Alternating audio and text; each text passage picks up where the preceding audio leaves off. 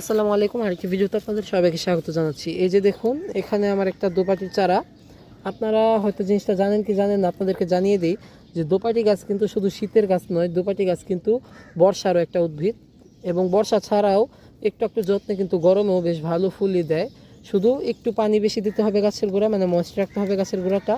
আর আরেকটা কাজ করতে হবে, যেটা হচ্ছে অতিরিক্ত রোদ থেকে রক্ষা করতে হবে। এই কারণে কিন্তু আমি এই দোপাটির চারাটা নতুন করে লাগাচ্ছি এই সিজনে ফুল পাওয়ার জন্য। আমি কিন্তু এখানে এই টবগুলো রেডি রেখেছিলাম দোপাটির চারা লাগানোর জন্য। গতকালের বৃষ্টিতে কিন্তু মাটিটা একটু সরে গেছিলো, আবার কিন্তু মাটি সরিয়ে আমি কিন্তু চারাটাকে লাগিয়ে দিচ্ছি। আমি এখানে কোনো রকমে এক হাতে চারাটা লাগিয়ে দিচ্ছি, আপনারা একটু বুঝে শুনে সাবধানে চারাটা লাগাবেন। আর এই গাছে কিন্তু কুড়ি চলে আসছে, গাছটা একটু বেঁকেও গেছিলো। অনেক দিন ধরে আপনাদেরকে ভিডিও দেবো করে আর লাগানো হয়নি, এই কারণে কিন্তু গাছের এই অবস্থা। এছাড়াও কিন্তু আমি সাথে টপটাতে একটা সাদা দোপাটি লাগিয়ে নেব। সাদা দোপাটির চারাটা তুলে আপনাদেরকে দেখিয়ে দিই।